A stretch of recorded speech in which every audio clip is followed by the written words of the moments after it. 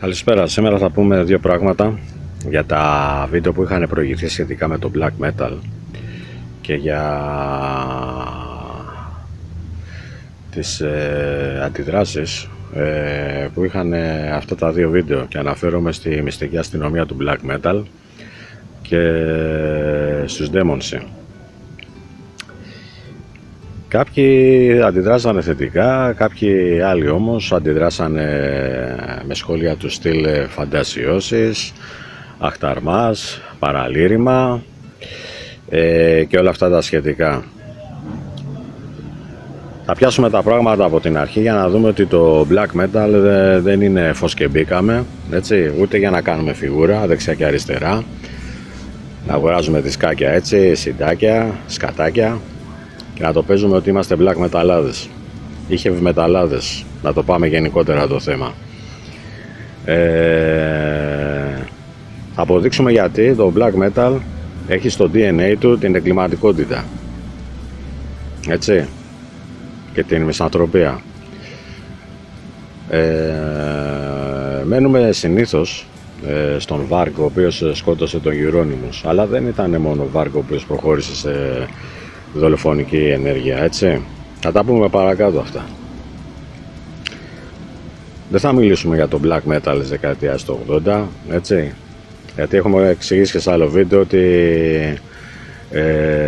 δεν υπήρχε συγκεκριμένο μουσικό είδος black metal.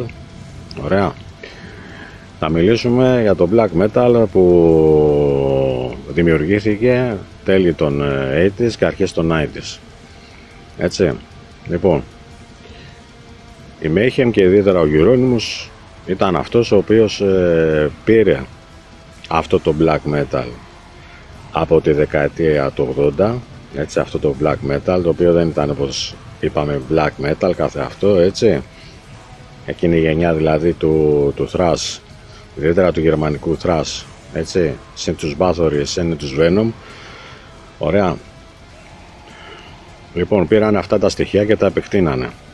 Και ο Euronymous, ο οποίος είδε και τα σκατά της μουσικής βιομηχανίας, θέλησε να κάνει ένα δικό του label, να δώσει ένα δικό του ρυθμό σε αυτό που φανταζότανε, και κάπως έτσι μπήκαν οι βάσεις για το black metal το νορβηγικό, όπως το ξέρουμε όλοι μας σήμερα. Αλλά τι γίνεται όμως? Το θέμα είναι ότι ο Euronymous ήταν και μια προσωπικότητα που για την πλειοψηφία της κοινωνίας δεν θεωρείται και πολύ φυσιολογικός, έτσι. Γι' αυτό το απέδειξε όταν αυτοκτόνησε ο Dead. Δηλαδή τι έκανε ο Euronymous? Πήρε τα μυαλά του Dead, τα τακτοποίησε κάπως, έφτιαξε κολλιέδες από τα οστά και τα έδωσε δεξιά και αριστερά και τα φωτογράφησε, έτσι, και τα έβαλε εκείνη τη φωτογραφία στο δίσκο που ξέρουμε. Λοιπόν, γιατί το έκανε? Το έκανε για εμπορικούς σκοπούς? Όχι. Απλά για να μεταδώσει πιο πολύ αυτό που είχε στο μυαλό του, δηλαδή τον τρόμο, ότι κοιτάξτε να δείτε, το black metal δεν είναι για όλους, έτσι. Από εκεί ξεκινάει δηλαδή και η απόλυτη μισανθρωπία, που πολλές φορές μπορεί να φτάσει και στο έγκλημα, όπως έγινε και με τον Varg. Ωραία.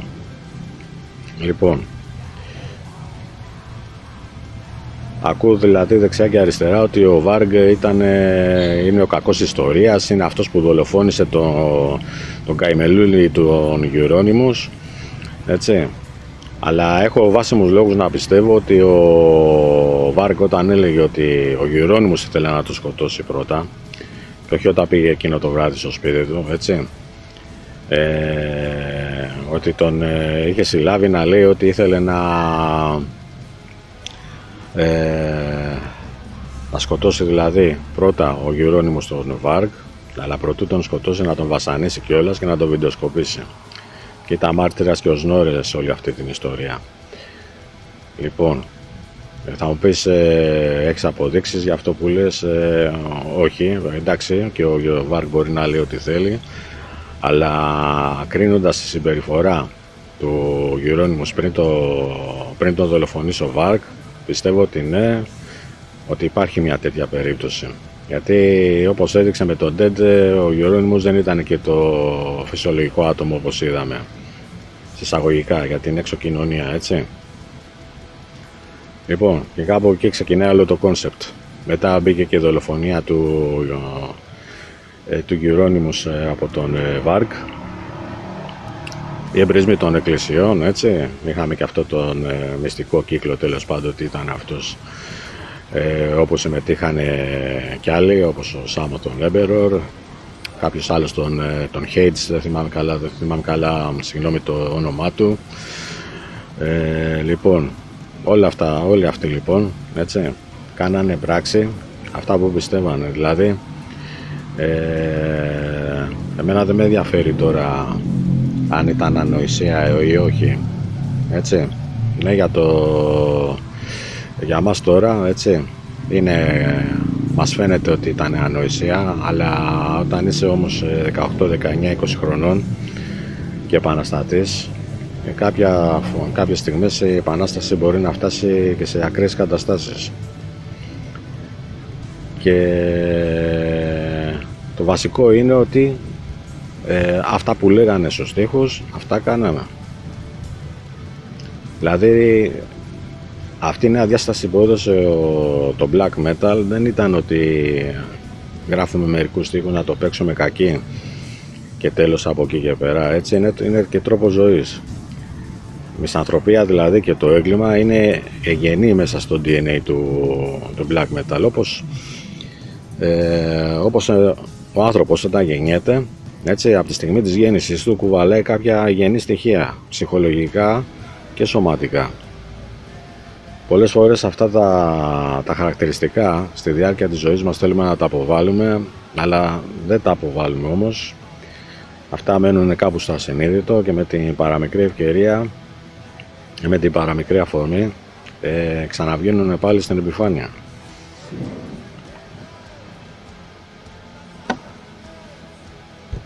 Και όπως είπα, δεν ήταν μόνο ο φόνος του Varg, έτσι, η δολοφονία μάλλον του Euronymous από τον Varg, οι εμπρισμοί των εκκλησιών, έτσι. Είχαμε και τη δολοφονία ενός ομοφυλόφιλου άτυχου από τον Faust, έτσι, σε ένα πάρκο στο Όσλο. Είχαμε τη δολοφονία ενός Αλγερινού, τώρα ήταν, δεν θυμάμαι καλά, από το Jon Otveit των Dissection στη Σουηδία, στη Στοκχόλμη. Δηλαδή είχαμε περιστατικά τα οποία δεν έχουν συνέβη σε άλλη μουσική, έτσι. Άρα αυτό κάτι μας λέει.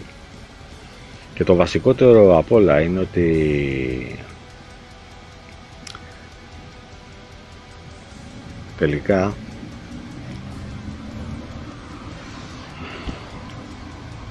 δεν μετάνιωσαν οι πρωταγωνιστές όλων αυτών των καταστάσεων. Δηλαδή, άμα πάρεις σήμερα τον Ίσαν και το ρωτήσεις, έτσι, αν αυτά τα πράγματα που γίνανε τότε στη Νορβηγία τα καταδικάζει ή όχι, θα σου πει ναι ή όχι. Θα σου πει ότι απλά συμβήκανε. Και ο Φάουστ το ίδιο. Ο Φάουστ είπε ότι ένιωσα την ανάγκη να σκοτώσω και το έκανα. Δεν έχει σημασία αν αυτός ήταν ομοφυλόφιλος ή όχι, αν και ήταν εναντίον της ομοφυλοφιλίας. Τον σκότωσε γιατί είχε μια εσωτερική παρόμοιση, είχε την ανάγκη να σκοτώσει. Έτσι. Ο Jon Otveit τα ίδια από τους Dissection, ο οποίος έκτισε και την ποινή του και μάλιστα όταν βγήκε έμπλεξε και με μια σατανική σέχτα μισανθρωπική εκεί στη Στοκχόλμη και πήγε να βρει το αρχαίγωνο χάος με την αυτοκτονία. Όλα αυτά απορρέουν από το DNA του black metal, έτσι. Για να δούμε τελικά αν αυτά που αναφερθήκανε στα δύο προηγούμενα βίντεο που είχα ανεβάσει, αν είναι φαντασιώσεις ή όχι. Οπότε εδώ αποδείξαμε ότι είναι γενή καταστάσεις στο DNA του black metal. Θα πεις τώρα, σε συμφωνείς δηλαδή με τους φόνους, με το ένα με το άλλο, με τα με τους εμπρισμούς των εκκλησιών και αυτά, εγώ θα πω αυτό που λέει και ο Νίτσε, πέρα από το καλό και το κακό, απλά συμβαίνουν. Η φύση, η ίδια φύση δεν θα πει, δεν έχει την ηθική του ανθρώπου να πει ότι ξέρεις κάτι, μην τον σκοτώσεις, αυτόν είναι κακό, έτσι. Η ίδια φύση δεν το λέει αυτό. Η φύση λειτουργεί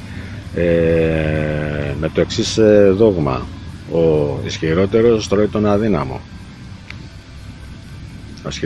Δηλαδή ο ισχυρότερος τρώει τον ασθενέστερο, να το πω πιο σωστά να.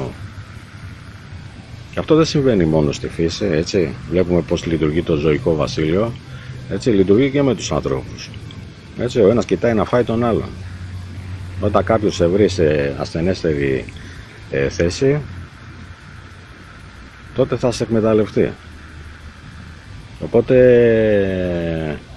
βέβαια στις κοινωνίες, τις δημοκρατικές κοινωνίες, έχουμε κάνει ένα κοινωνικό συμβόλαιο, έχει επικρατήσει η ηθική, για να μπορέσουμε να ζήσουμε όλοι όσο πιο αρμονικά γίνεται. Αλλά βέβαια, όπως βλέπουμε, δεν ζούμε όλοι αρμονικά, έτσι. Αρμονικά ζουν αυτοί που βρίσκονται στην πυραμίδα της εξουσίας, έτσι, και από κάτω εμείς όλοι ακολουθούμε. Ωραία. Και η ηθική είναι η ηθική της άρχουσας τάξης. Αυτό είναι ξεκάθαρο.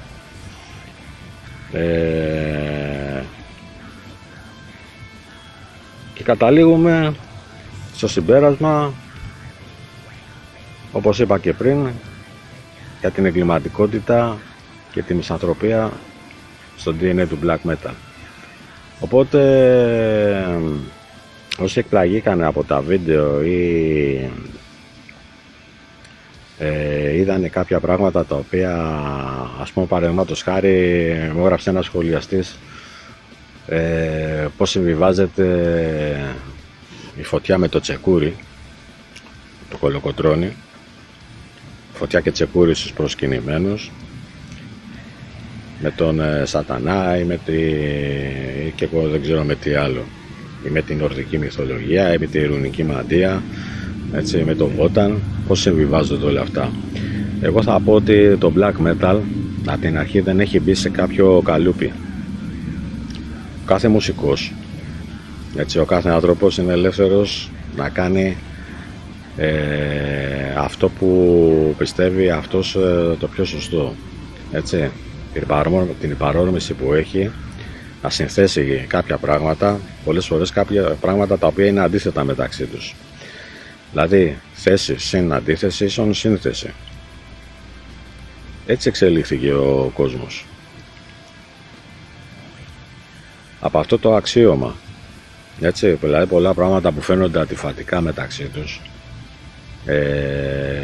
στην ουσία άμα τους κάνεις μια σύνθεση όπως εσύ την εννοείς μέσα σου, έτσι.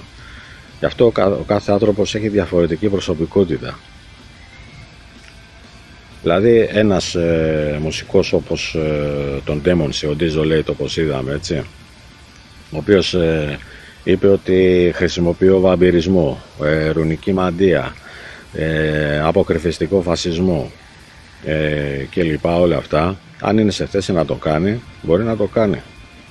Δεν το πει κανείς τίποτα. Το black metal είπαμε ότι δεν μπαίνει σε καλούπια και αυτό είναι ένα είδος το οποίο αναπτύσσεται συνέχεια. Γι' αυτό κυρίως το λόγο. Ωραία. Ένας άλλος σχολιαστής μου έγραψε ότι αυτά που έγραφε ο Τζανετάτος στο Forest δεν είναι δικά του και ότι είναι, στην ουσία έχει διαστρεβλώσει τις συνεντεύξεις, έχει βάλει δικά του πράγματα μέσα. Εγώ δεν το πιστεύω αυτό, γιατί καταρχήν είναι επιζήμιο για την ιστεροφημία του ίδιου του εκδότη. Ωραία. Το να παίρνει συνεντεύξεις, να διαστρεβλώνει, ειδικά στην εποχή του ίντερνετ. Μην ξεχνάμε ότι από τότε, ακόμα το 2000-2001, το ίντερνετ είχε μπει καλά στη ζωή μας. Και ο Τζανετάτος ήταν χωμένος και στη φάση των fanzine, γιατί όλες αυτές τις συνεντεύξεις στην ουσία ήταν από fanzine περιοδικά. Όπως πολύ εύστοχα έγραψε και ένας άλλος φίλος σχολιαστής. Οπότε τώρα τα περί παραλυρημάτων, το παιδί δεν είναι καλά, πρέπει να κοιτάξετε την υγεία του και τέτοια, δεν έχουν θέση στο black metal. Εγώ σας το λέω ξεκάθαρα. Το black metal είναι μια ακραία μουσική και έτσι πρέπει να παραμείνει, και δεν είναι για όλους. Το είπαμε. Το οποίο εσύ δεν καταδικάζεις το φόνο σαν πράξη. Δεν καταδικάζω το φόνο με την έννοια ότι είναι μια πράξη η οποία συμβαίνει. Φυσικά θα οργιστώ αν σκοτώσουν κάποιο συγγενή μου, αν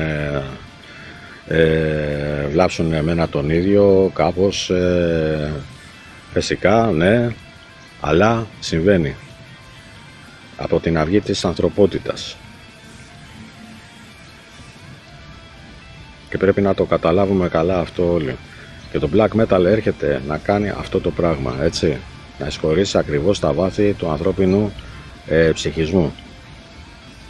Οπότε εγώ πιστεύω ότι ο Τζανετάντος ήταν πολύ πιο κοντά στο πνεύμα του αυθεντικού metal, black metal, παρά όλοι αυτοί οι σαλτιμπάγκοι εκεί έξω να. Το λέω ξεκάθαρα.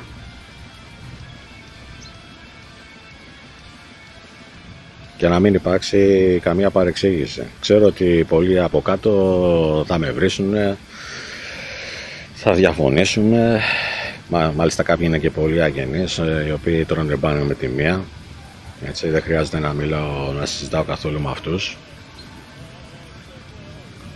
Γι' αυτό πιάσαμε τα πράγματα από την αρχή, για να δούμε πώς γεννήθηκε το black metal.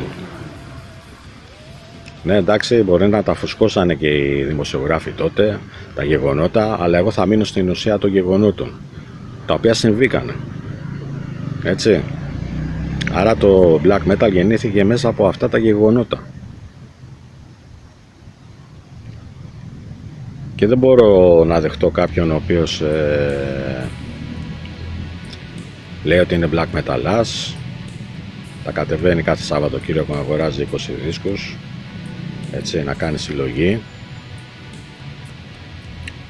και στη πραγματική ζωή να είναι ένας καρπαζόης πράκτορας. Θα τα πούμε και αυτά στο μέλλον για το heavy metal εδώ στην Ελλάδα, πως έχει καταντήσει να είναι καρπαζόης πράκτορας τον τράπερ. Εγώ όταν πήγαινα για να δούμε τη διαφορά, πήγαινα στην Κάνιον, στην Πετρούπολη το 1988, έτσι. Λοιπόν, όταν μπήκα την πρώτη φορά μέσα, μας κοιτάζαν όλοι με μισό μάτι, μέχρι να φτάσεις μέχρι την πίστα δηλαδή. Σε κοιτάζαν όλοι από πάνω μέχρι κάτω, λες και έμπαινες σε κανένα καταγόγιο ή εγώ δεν ξέρω τι, έτσι. Λοιπόν, μόνο από αυτό το πράγμα που σας ανέφερα θέλω να δείξω τη μεγάλη διαφορά που υπάρχει σήμερα, έτσι, γιατί τότε ο heavy metal ήταν πραγματικός, θέλετε να το πείτε αλήτης, δεν έχει καμία σημασία. Πάντως φάπες δεν έτρωγε, όπως συμβαίνει σήμερα, ευτυχώς. Δηλαδή δεν μπορώ να ακούω να βγαίνει και να λέει, να λένε εκεί τώρα στο Metal Hammer. Είδα μια εκπομπή πρόσφατα στο Λίφο που άλλου, έτσι, και να λένε πάμε κόντρα στον άνεμο. Αν είναι δυνατόν. Δηλαδή ένα περιοδικό το οποίο, θα πω για την εκπομπή, έτσι, που είναι η προέκταση του περιοδικού, η οποία προβάλλεται από ένα κανάλι συστημικό, το MAD. Όλοι ξέρουμε ποιο είναι το MAD, έτσι, το οποίο προωθεί την πορνεία, έτσι, καθημερινά, την ανομαλία και τα σκυλάδικα. Δηλαδή από εκεί μέσα κάνεις επανάσταση, σαν τι κάνεις επανάσταση.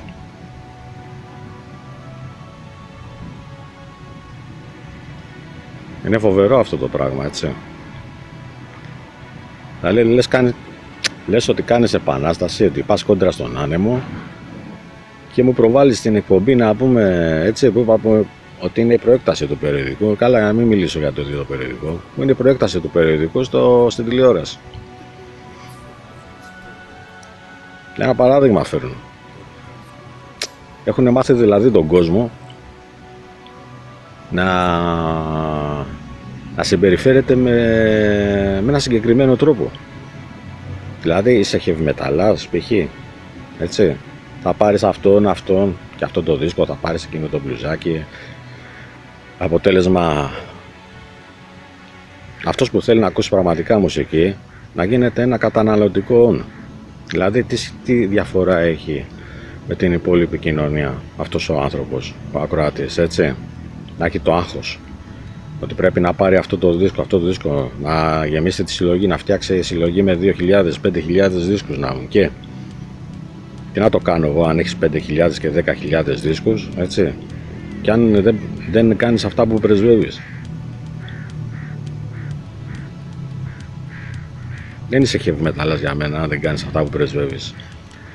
Έτσι, και πόσο μάλλον στο black metal.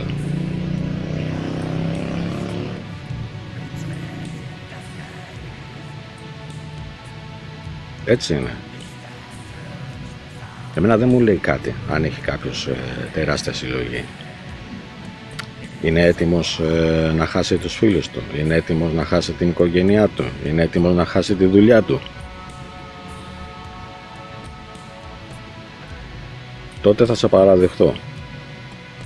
Είσαι έτοιμος να χάσεις τα πάντα για να κρατήσεις ψηλά την ιδεολογία σου? Είσαι και εσύ ένας καταναλωτής και πάει και τελείωσε?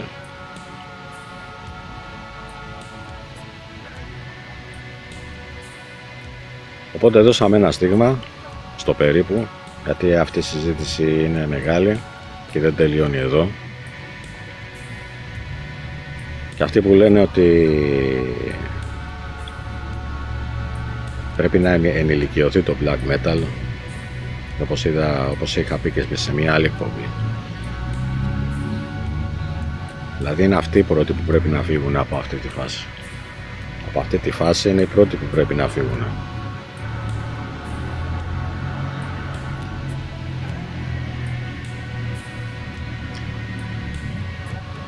Τι άλλο?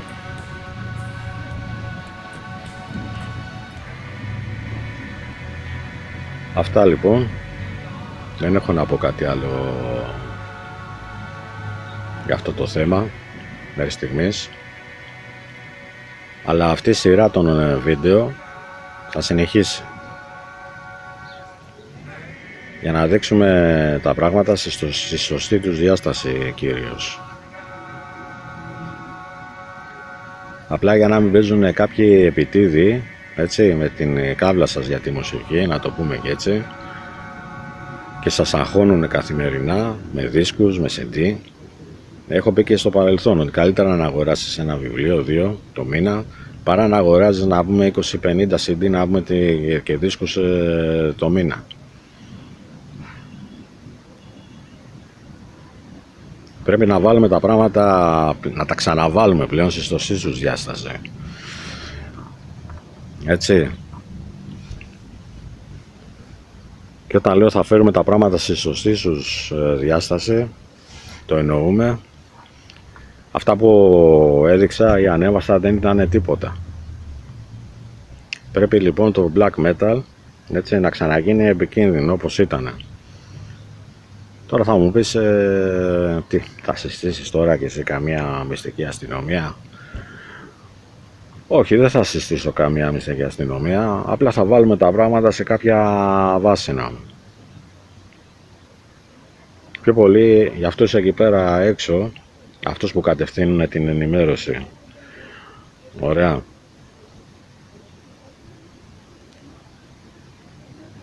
Από εδώ και πέρα θα αρχίσει η πραγματική κόλαση. Λοιπόν, αυτά τα ολίγα είχα να πω για την ώρα. Σας χαιρετώ, γεια σας.